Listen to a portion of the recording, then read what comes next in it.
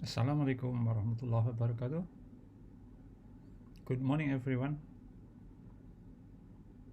I wish you a peaceful and healthy condition for everyone. Uh, this is the second meeting of our classes, in which, in this opportunity, I would like to discuss about the dimension of quality education and also the framework of the quality values in international context. So this material is prepared from reviewing some journal articles, especially from UNESCO and OECD reports 2020 and 2025, and also some document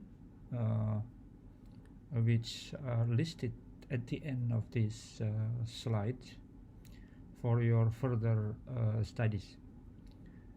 I hope this meeting and the explanation I record in this video would be helpful for your understanding about the issue of the quality education and about the framework of quality values in international perspective. Okay, we'll go to the next slide. What is quality education? Is an important question, and everyone would ask about that. Every country, every policymakers would face this problem about what is actually quality. There are so many differences in how we frame quality. So quality education is a multi-dimensional concept encompassing, maybe we focus on the learning outcome, on equity, on justice, and also relevance, and also institutional conditions. In this respect, UNESCO framed quality education around the inclusive, equitable learning that promote lifelong learning opportunities for all. So UNESCO have a very clear definition about quality. What is that? Inclusive. So education in a given country should be inclusive, meaning does not differentiate based on social or economic background of the student. Every student, whatever their social and economic or cultural background, should be given the equal opportunity. This is the term inclusive. And then equitable learning, meaning everyone would would benefit from the learning activities in a school which promotes lifelong learning opportunity for every student. And then recent literature emphasizing that quality must integrate cognitive outcome and broader capabilities like critical thinking. This is the current trend. So the critical thinking should be included in the term being a quality education. And education would not be term have good quality if it does not include the development of critical thinking. It's very recent development. So if we know the 21st century learning skill is around 4C, right? Creativity, critical thinking, collaboration, and communication. So this is critical thinking, one of many important aspect of quality. Also, quality is also shaped by contextual factor, like every country have its own policy, also have problem on funding, and also have different issues regarding teacher quality and also the infrastructure. And then understanding these layers, the different types and contexts, will help align measurement with goals. What does it mean? We have in every country have supervision and evaluation based on measuring some indicators of quality. So if we have to design an instrument to measure quality, so this all context which I have explained from the definition defined by UNESCO and also issues around 21st century learning skill, so policy in every country. So all these aspects should be taken into account when someone develop a measurement instrument.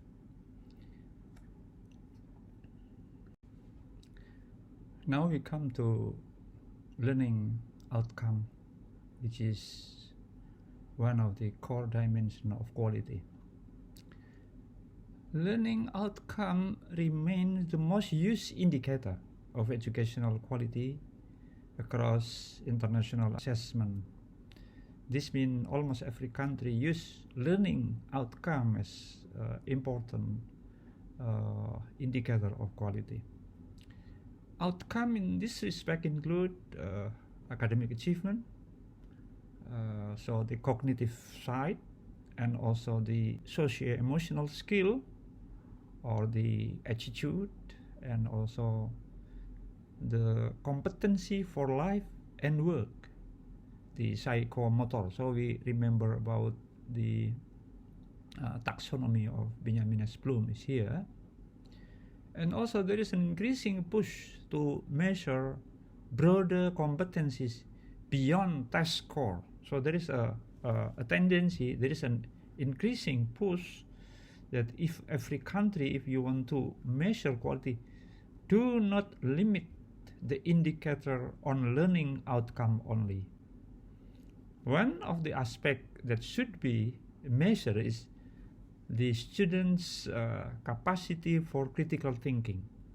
And also, we contextualize the problem of sustainability in the current global issues. So sustainability literacy is also proposed to be one of important aspects that should be evaluated. International reports, for example, from OECD, Organization of Economic Cooperation and Development, highlight disparities in outcome by socioeconomic status, requiring equity-focused policies. What does it mean? So OECD, having studied quality dimension of education in its members countries, they concluded that there is a pressing problem about disparity. One country have very high quality education, but other country have very low. So OECD highlight this disparity should be solved. Disparity is a big problem about quality. So OECD proposed that every country should develop a policy which focus on equity, meaning justice. Quality education should be provided for every layer of community, especially for those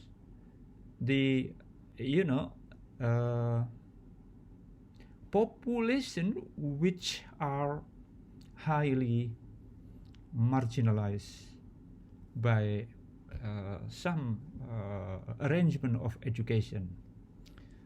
For example, the poor families should be given more opportunities to enjoy quality education. There should be a voucher-based policy. In Indonesia, we also have free food provision for school children. Is it related to equity policy? We don't know, but this is actually a kind of policy which is designed to solve the problem of disparities. And then lastly, improve outcome in the dimension of learning depend on curriculum relevance, assessment design, and teacher professional development. So this last point highlight the importance of teacher professional development. So in every country should put a very high attention to policy of promoting teacher professional development. Okay, now we come to core dimension on equity and inclusion. What is equity and what is inclusion? Inclusion meaning we put all students, regardless of their social economic background, into similar opportunity to attend school, for example. So in this regard, we have two concepts actually. The first one is equality, and the second one is equity. What is actually the difference between equality and equity? Equality means every school give opportunity to all population. For example, in the primary school, so every school children age 7 to 12 have opportunity to enroll in every school, and every school should receive a student regardless of their social economic background, and also regardless of their cognitive or intellectual capacity. That is equality. But for example, in a village, let's say there are 100 school age children, and the primary school available in that village already open opportunity for everyone. But actually in that village there are 15% of the school age children, which means 15 students 15 students who are having problem of transportation, because maybe there is a river or beyond the school, or whether their parents do not have means of transportation. So meaning 15 students, even though the opportunity is equal, 15 children potentially could not use that opportunity because of personal problem.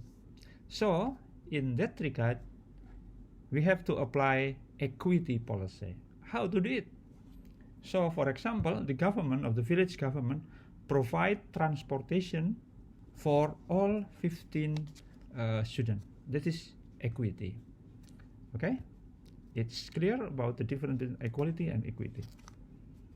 So equity ensure all learners, regardless of their gender, wealth, location, or perhaps disability, so have access to quality learning.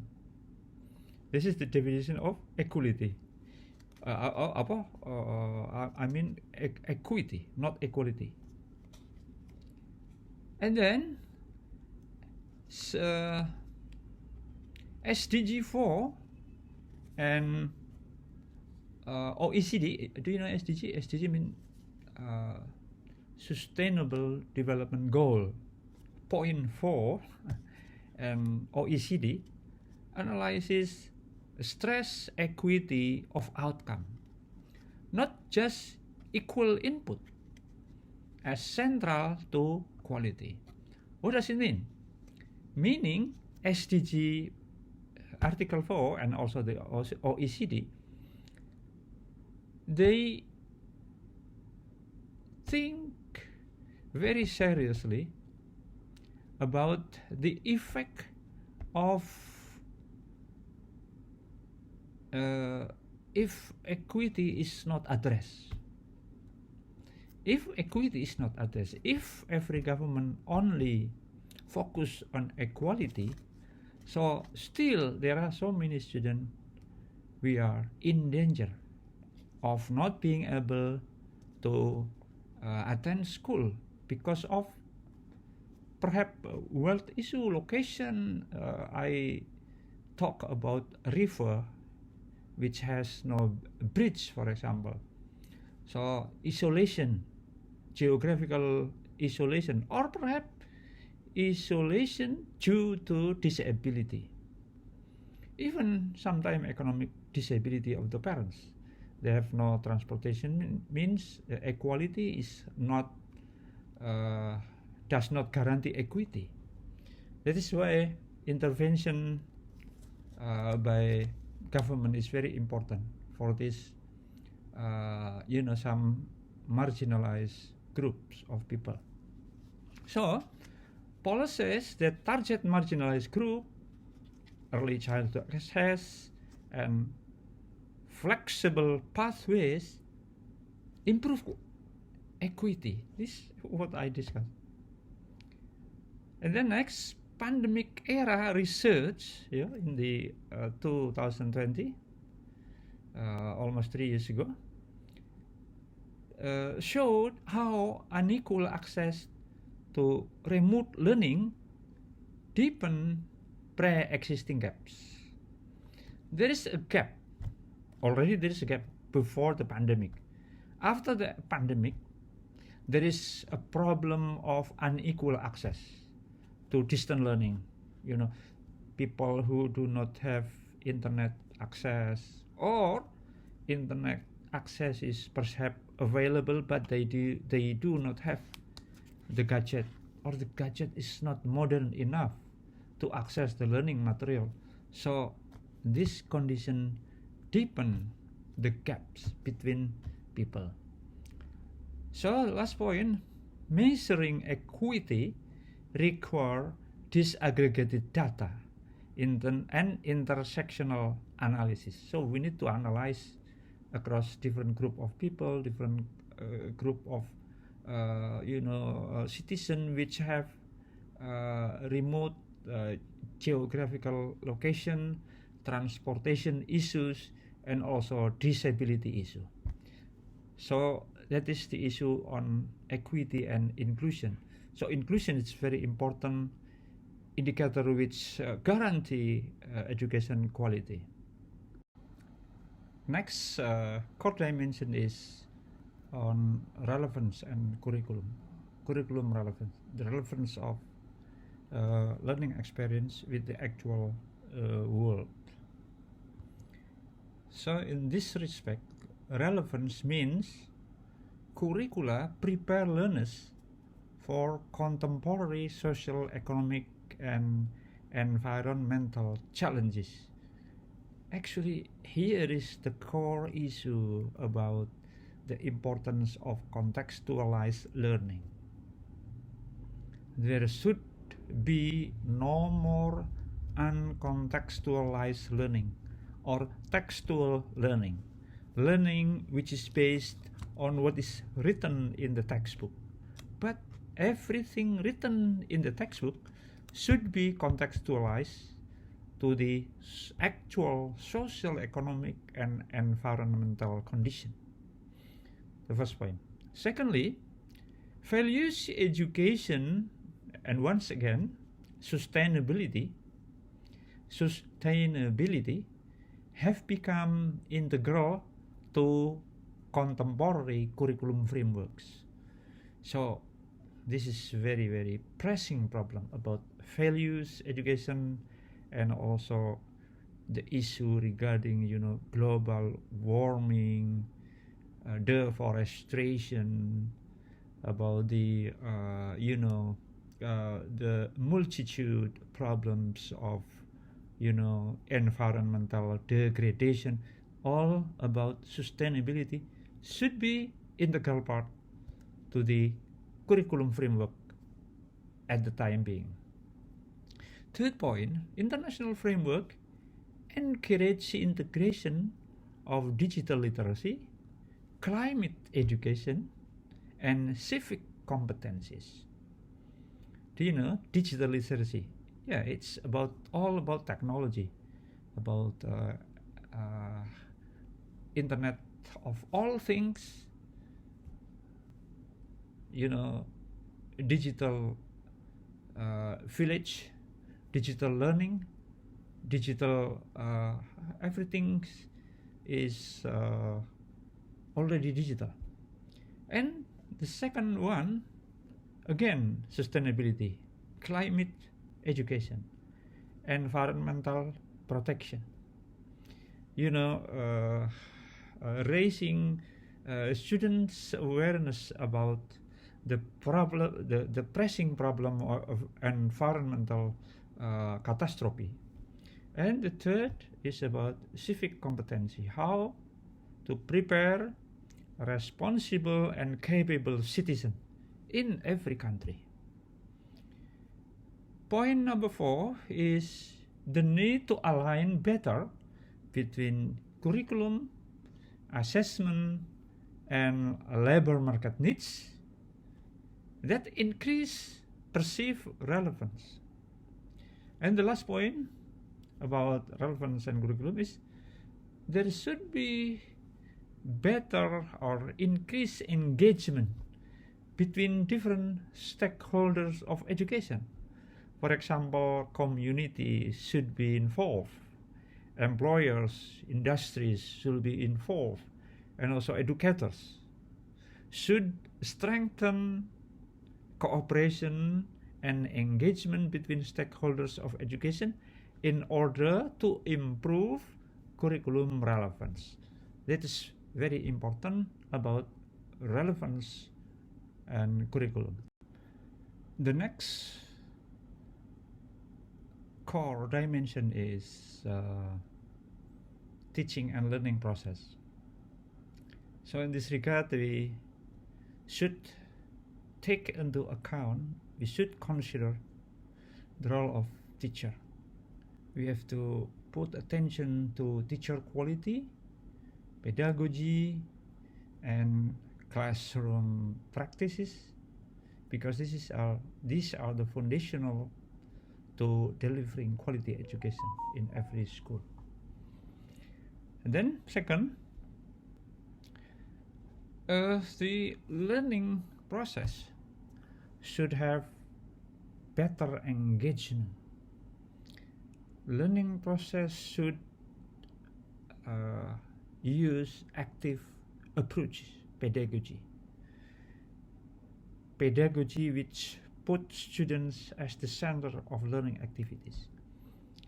And then professional development for teachers, very important. Coaching by senior teachers, by principal, by supervisors. And we need also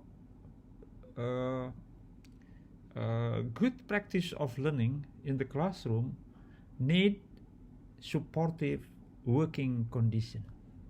So this is critical to enable teachers to bring about changes in their teaching practices in the classroom. And then also the effective use of technology. Technology should be used to improve the pedagogical practice in the classroom, not only as a tool. So here we differentiate between technology as a tool and technology as a driver of learning. Two different things. It's not enough to provide every student the gadget, the software, and the internet access. But how teachers design the pedagogically active process which utilizes technology as a supportive instrument. And then assessment for learning practices is also very important to be improved in order to improve the instruction and also the learning outcome. Now we come our discussion on other core dimension, namely institutional capacity and governance. It's also a very important issue. What does it mean by institution here? Institution means here school at general, the bureaucracy, and how decision making are taking place in the decision making process in the institution.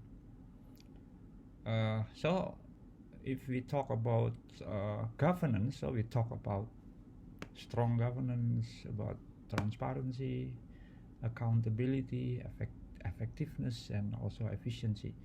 So this is all about how the system works to provide quality education. It's very important. So in terms of institution, we require strong governance, transparent management, and adequate resources to sustain quality. So resources also in this aspect, capacity, financial capacity, human resource capacity, how each stakeholders interact with each other to cooperate, to collaborate, to produce good quality education. So adequate resources. Resources means can be human resources, financial resources, method, and also policy. From policy making, policy dissemination, policy implementation, and policy evaluation. It's all in this aspect. This is what it means by policy coherence across level of government. It's not enough to have good policy in the central level, but the policy being understood in the middle level and also in the foreground in schools is being understood by each stakeholder. So it's very important. So in this regard, school leadership, not educational leadership, but school leadership, which is more specific, the leadership of principal in school level, how each school level, each school principal could implement continuous improvement which are linked to produce good quality education. And then next, the data system for monitoring and also accountability. It's very important to be there in each level of governance in order to enable evidence-based decision. If the data production and the data creation in the foreground level, in school level, is weak, so the data level, the decision making in the upper level is also weak, because data is very important and it should be based on the foreground, meaning who implements the policy: teachers, schools, principals, and school community should provide the data which could be used to make a decision. So the result will be informed decision making. And also here in the aspect of in the aspect of governance, we'll also talk about public-private partnership. What does it mean? Public mean governance sectors. Private mean it can be non-government institution, community organization, and also perhaps business enterprises which are interested in taking part in providing educational services here. So the partnership between all stakeholders, between government and also the non-government organization, it's also important in order to produce good quality education. The next core dimension is about resources and infrastructure. Sufficient funding and physical infrastructures, the provision of books, facilities, connectivity of internet are basic enablers of quality, important variables which influence education quality. Investment in early childhood education yield high return and support long-term quality. Early childhood education.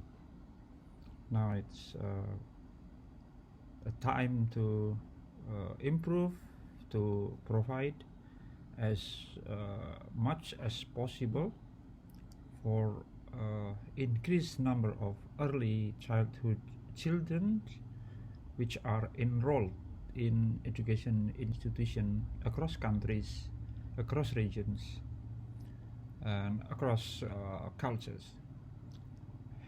And then next, digital infrastructure, distant learning, internet-based provision of learning opportunities also widen access, but expose inequalities during emergency remote learning, as we have discussed before. Digital infrastructure is very important. And then resource allocation must be equitable. Equity, not only equality, equitable. Per student spending alone does not guarantee quality.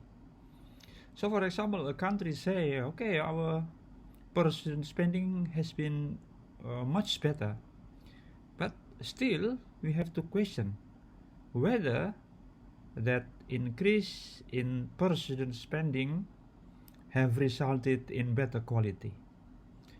So per student spending does not guarantee the increased quality of education. And then next, the transparent budgeting. Yes, transparency in budgeting should not only in the planning stage, but also in the implementation stage, in the coordinating stage, in the evaluation stage. It should be transparent.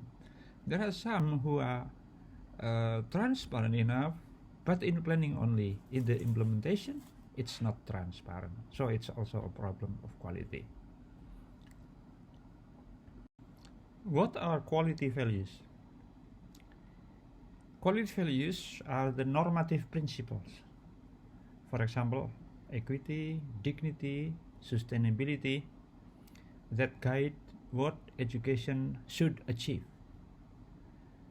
Values shape curriculum, shape school culture, influence teacher goal, and also stakeholders' expectation. So the expectation of stakeholders is actually determined by the values they have.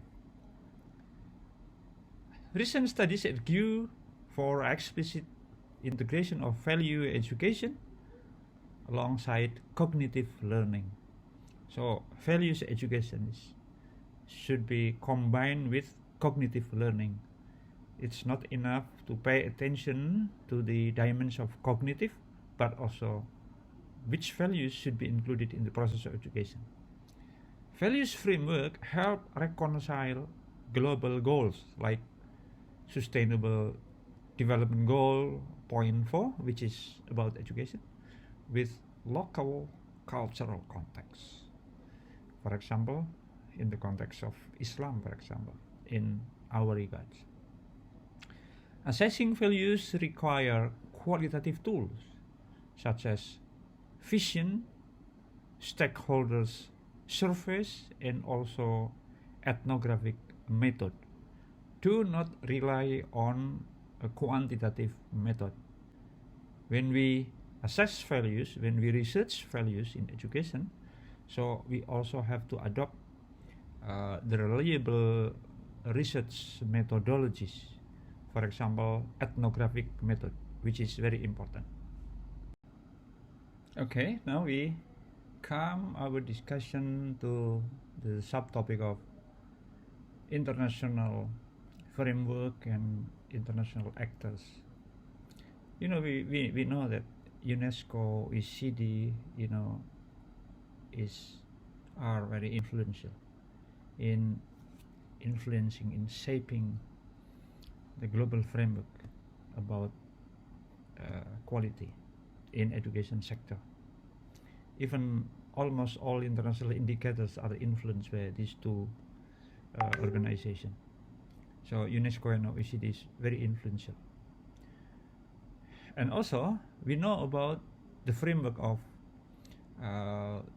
Sustainable Development Goal, point 4, about quality education which should be provided to every citizen from primary and secondary level.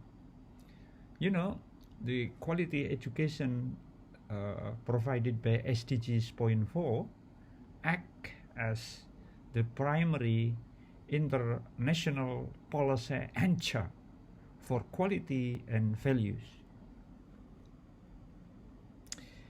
International assessment like PISA and also TIMSS also shape global attention to learning outcome and learning outcome comparison between countries, you know. So there is rank result from PISA and also from TIMSS. Yeah, what is the PISA and TIMSS do? Influence the policy of every country, every participating country. We know that Indonesia also member of PISA and also member of TIMSS, I think. And then next, multilateral and regional bodies. What is this? Multilateral and regional bodies, like we have in ASEAN countries, Ministry of Education Association of the Ministry of Education of ASEAN countries.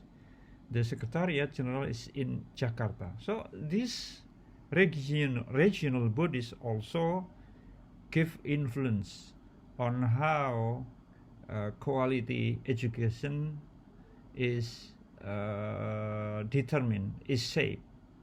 So the regional bodies also have negotiation, have discussion forum to make what framework should be put to measure the quality. What kind of policy should be made in every countries in the regional level is also influenced by this association of the Ministry of Education in ASEAN countries, for example. So the actors is not only UNESCO and OECD, but also, as I mentioned before, the Secretariat of the Ministry of Education's organization of the ASEAN countries. And then next, international cooperation increasingly emphasizes on resilience, digitalization, resilient digitalization, and sustainability in education. This sustainability in education means how to make educational policy which is sustainable enough to face any changing condition in each country. Values in curriculum. What evidence are available there? Empirical studies show school vision statement and curricula explicitly express value priorities.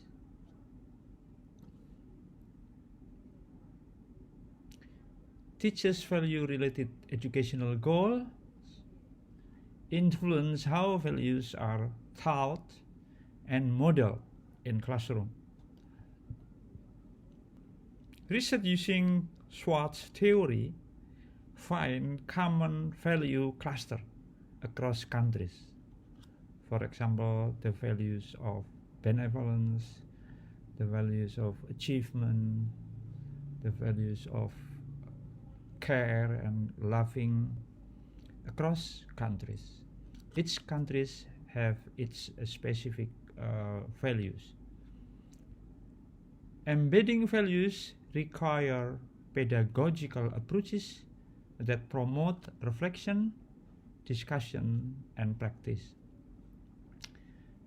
Monitoring value transmission need mixed method approach, combining surveys and classroom observation. So the last point is the epistemological questions about value in curriculum. How we know that there are values transmission? We have to monitor, we have to research, we have to find out the fact in the field implementation of education. So we have to use not only survey, not only quantitative method, but also qualitative approach like classroom observation, school ethnographies, etc. Yeah, when we talk about quality, so we are faced with the problems of how to measure quality. Perhaps if we talk quality in terms of academic achievement, it's much easier. We can record result tests across schools, across regions, across countries. But how we measure the character building, for example, about the psychomotoric dimensions. So challenges are there when we come about measuring the quality of education. So measuring quality and especially measuring values is very complex due to their multi-dimensional, contextual, and normative nature. Standardized texts capture cognitive outcome, but miss socio-emotional and value-related learning. Sampling, cultural bias, and data disaggregation limit comparability across contexts, across schools, across countries. And then composite indicators risk obscuring trade-offs between dimension, between efficiency, equity, between cognitive aspect and attitudinal aspect, psychomotoric aspect. Mixed method, cohort tracking, and longitudinal data improve understanding of quality dynamics. But it means we need a better method, increased method, which also means more resources to be allocated to measurement endeavors. Next, we talk about how we have to align system. This is about policy implication. You know, policy coherence, meaning policy on teacher education, policy on curriculum, curriculum renewal, for example, or policy on resource allocation, budget allocation. It should be aligned one with each other. So when a country, when a state introduce a policy but only address curriculum, so it's not enough.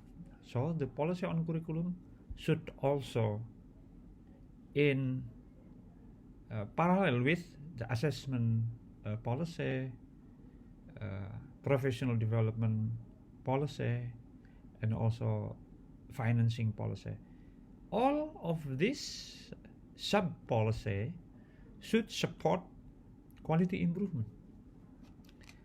It means it's not enough to address one aspect of the policy. So this is what it means by policy coherence. Secondly, investing in teacher professional development and supportive leadership. This is research show yield high return. It means investing in teacher professional development and also in governance, train principal to conduct better leadership, to practice transformational leadership, produce high yield in quality improvement. And also equity focused resource allocation address systemic disparities in outcome. This is the experience from many countries. So in every country should not only address the problem of equality, but also how the equality could be implemented in the field level which address equity. Thus, the marginalized people who have no access because of geographical location, because of disability and other factors, should also be addressed. So equity focus is very important. And then integrating sustainability and values into education policy build long-term resilience. Build long-term resilience, and long-term resilience mean a sustainable educational policy. And then regular monitoring and adaptive policies, what education need is not hard and awkward policies, but flexible and adaptive policy, because the adaptive policy will help system to reserve, to absorb shocks. For example, when there is a pandemic in 2020, there should be adaptive policy, a policy which can be changed according to local challenges, local differences, cultural differences, geographical differences, etc. Now we have some case example from recent literature. Point 1, studies report successful effort where values and sustainability were integrated into national curricula. There are many examples. Studies report, values and sustainability is combined, being included in the curricula. And success is a successful story. Second point, OECD country review highlight policies that increase equity and relevance through targeted funding. What does it mean? It means that funding is designed to specifically address the problem of equity. So funding is increased. Which funding?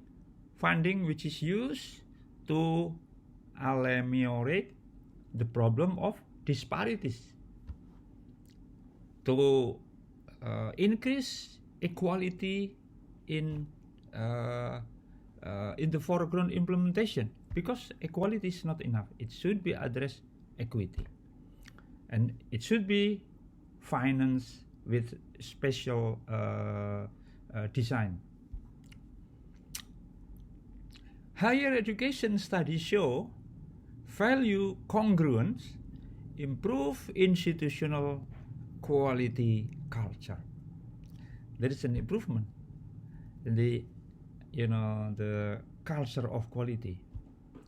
How it can happen? If there is a congruence of values. For example, we know the values of transparency, accountability, participatory decision making, and if these three norms in governance is used in the decision making, that means there is a congruence between values, and it improves the quality of the culture, institutional culture. And then next, early childhood intervention remain a consistent high impact area across studies. Yeah, early childhood intervention. So economists say that the best investment in education is investment in early childhood education.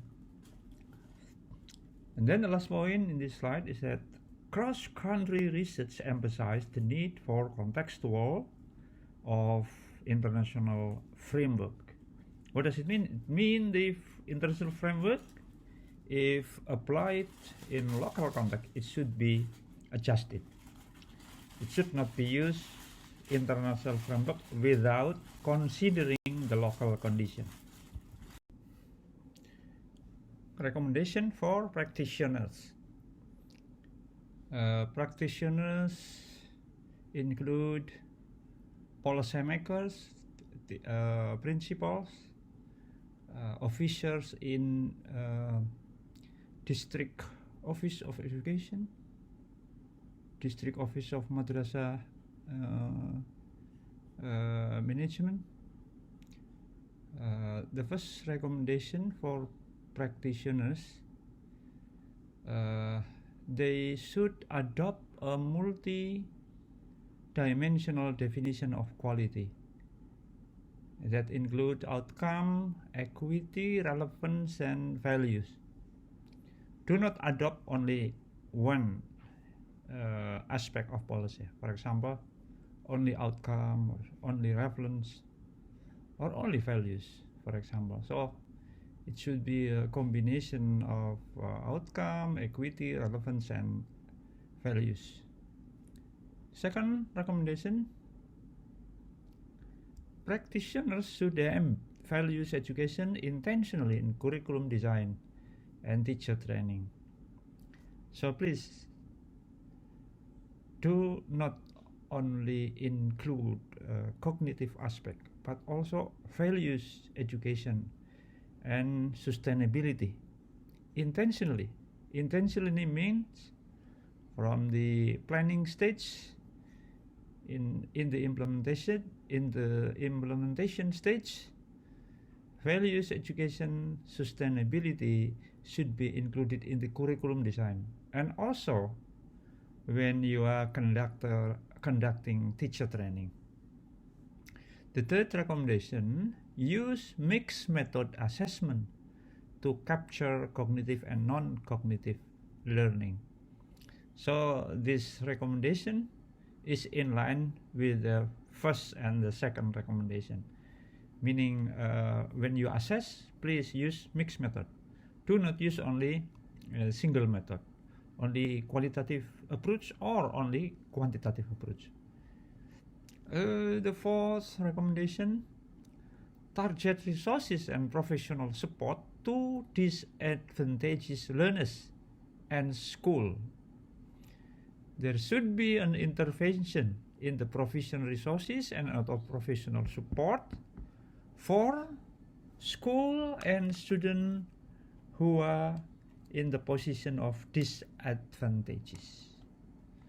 And the last recommendation, that foster school leadership, meaning practitioners should foster school leadership and data system for continuous improvement.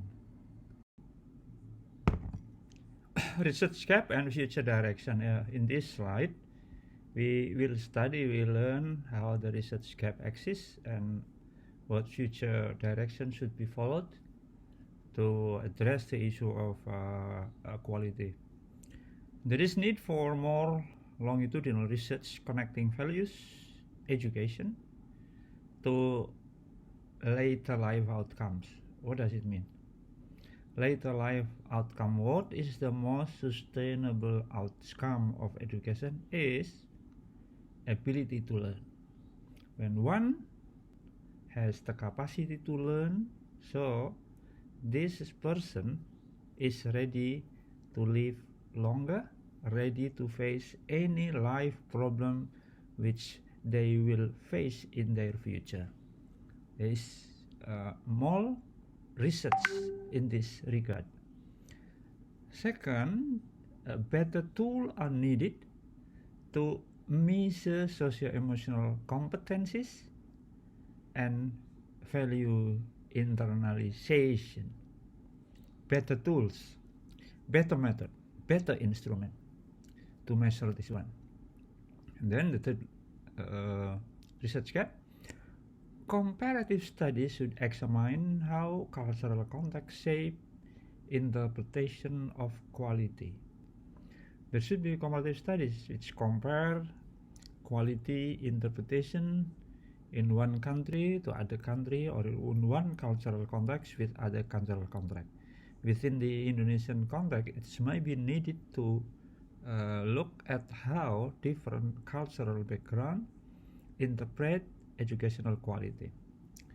Next, research should evaluate how digitalization affect equity and learning quality long term. So, digitalization is hot issues, and it affect equity. Digitalization also affect learning quality in the long term, so it should be evaluated very carefully. Next, stronger evidence is required on how policy mixes effectively both equity and learning. Yes, equity and learning are equal problem that should be solved. So it requires evidence on how both about equity and learning can be effectively combined. There are a number of practical tools and indicators which are useful when we discuss about quality education. The first one, we need to combine learning assessment with surveys on well-being, on values, and also in school climate. The second practical indicators, we use disaggregated indicators by gender, by income, by disability, location, to monitor equity. It means we need to look at the indicators which might be useful to look better the issue of gender and how it influence equity, how income differences could endanger equity, how disability of every student could also cause equity problem, and how also about location. Next, we need to adopt school self-evaluation frameworks. We need a tool to adopt school evaluation of frameworks that include values and community engagement. So this issue about community engagement is also very important to be taken into account when we discuss about quality education. Next, leverage routine administrative data and cohort tracking for system level monitoring. This important tool. And then promote formative assessment practices to guide instructional student development. Formative assessment practices routinely, every subject, every teachers should use this one to promote improve education quality. How we build a value-driven quality framework? This topic is very interesting. On the first one, we have to start with context-specific mission statement that clarifies priority values and learning goals. We have to map how curriculum, pedagogy, assessment, and policies align to those values which we want to promote. Thirdly, we need to engage communities and learners in elaborating what quality means locally. The fourth, institutionalize processes for continuous review and adaptation of the framework. What framework? Values-driven quality framework. And lastly, ensure accountability mechanism include both outcome using methods both quantitative and qualitative evidence. Okay, students, to conclude our discussion today, we have 5 most important notes or important point here, which you can take away for your further thinking. First one, quality education is multi-dimensional. Learning outcome, equity, relevance, resources, and values.